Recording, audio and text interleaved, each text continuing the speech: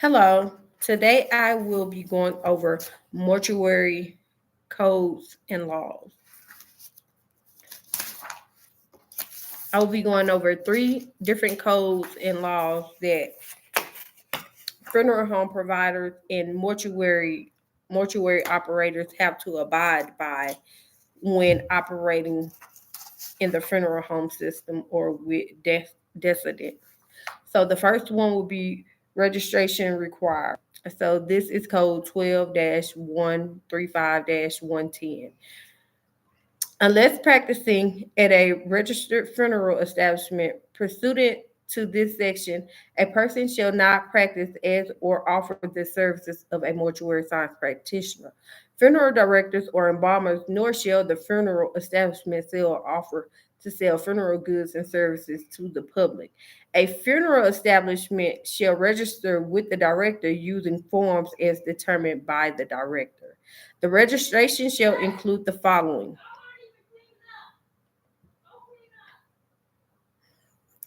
This that's gonna be in my video.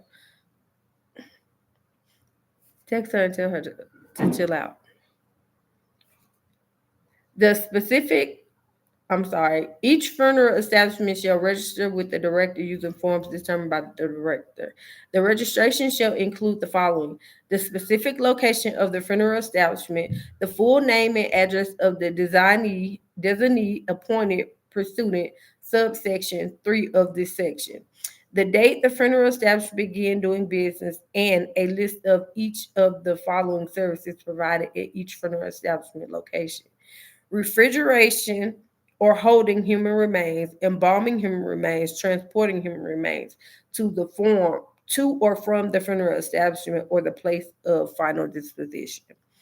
Now, this is imperative to understand because no funeral director can properly run his or her business, without being registered by the state or registered by the funeral director. Now, in order to move, in order to move body parts to and from, in order to sell anything from a funeral service home, you have to be registered. You cannot sell to the community without a cause. So you can only sell to people who are experiencing a loss and who are trying to allow their loved ones a final disposition properly.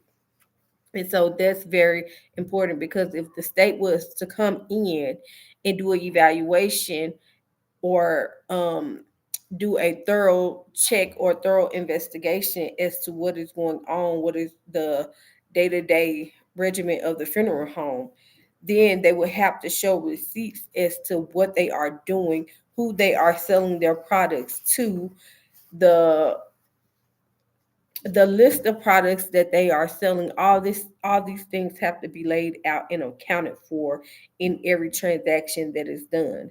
You cannot refrigerate human remains, you cannot embalm human remains, you cannot transport human remains without being properly registered.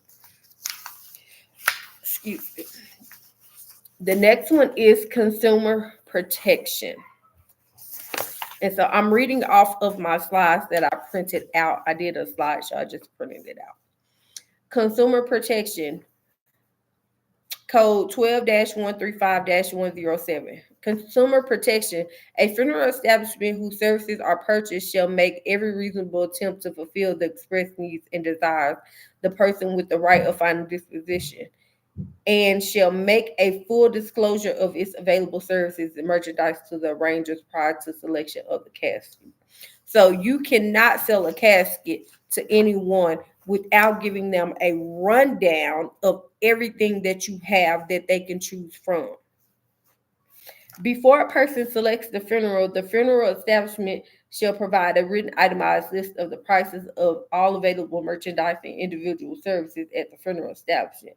Full disclosure shall also be made in the case of a memorial service as use of funeral merchandise in facilities. No event shall the person be required to purchase services or products contained on the itemized list that are not desired for the funeral unless the services or goods are required by law.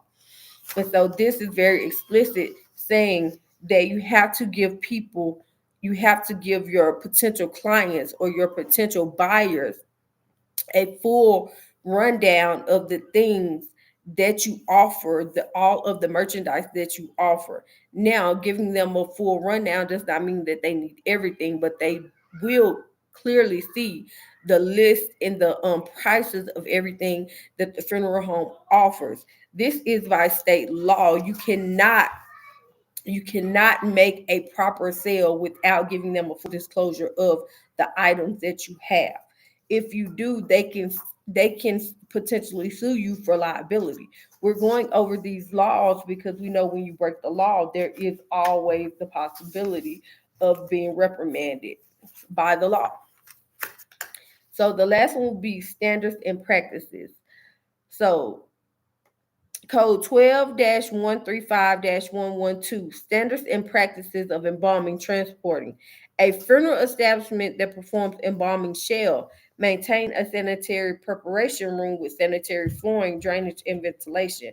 Employ universal biological hazard precautions. Employ reasonable care to minimize the risk of transmitting communicable diseases from human remains. Be equipped with instruments and supplies necessary to protect the health and safety of the public and employees of the funeral establishment and transport human remains in a safe and sanitary manner. A funeral establishment that transport human remains shall use a motor vehicle that is appropriate for the transportation of the human remains and the transport and the transport hum, to transport human remains in a safe and sanitary manner. A funeral establishment shall remove any implanted devices in a human remains before transporting the body to a crematory. Now, these are standards of practicing. This is understanding that you have to have a sanitary operation in order to properly run, in order to be up to health codes and standards by the state and the law. You have to have sanitary flooring and drainage and ventilation. Ventilation is very important because we know that the chemicals that are used to embalm are very, very dangerous if inhaled. And so we have to make sure that the ventilation is flowing in, that the ventilation that clean air is flowing in and the contaminated air is flowing out to keep the atmosphere conducive to work in. Also, you have to maintain proper PPE because proper PPE is what is needed when you're working with descendants, because you deal with body fluids and other human remains that could possibly be contaminated. And so this is very important with when dealing in funeral services. All of these practices are prerequisites to running a successful business. They are prerequisites to running a business that is within code and standard, so that you will not be reprimanded by the law if the state were to come in and check out your facility. All of these things can possibly get you fined or have you to pay out of your pocket to the state or to your clients if they find out that you are using improper techniques to to the final disposition of the decedent.